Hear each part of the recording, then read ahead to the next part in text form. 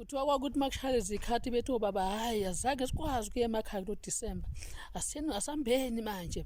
Kwakwenze behambe ngo-April noma ngo-March.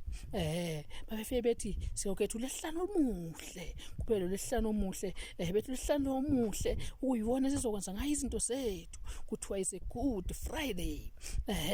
Befike lapho kuthiwa umnumzane wayehatha inkomo lapha. Umnumzane wathatha inkomo kuphunyuka uyokhalweni lapha ifike zihlatshwe inkomo base zihlatshiwe bese ziyahlinzwa bese kuthiwa kubize bonke abantu nabanganalutho kuthiwa ipha sika usikwe kuthiwa ipha sika kuphiwa abantu inya kwagcina sengathi igama ethi iphasika.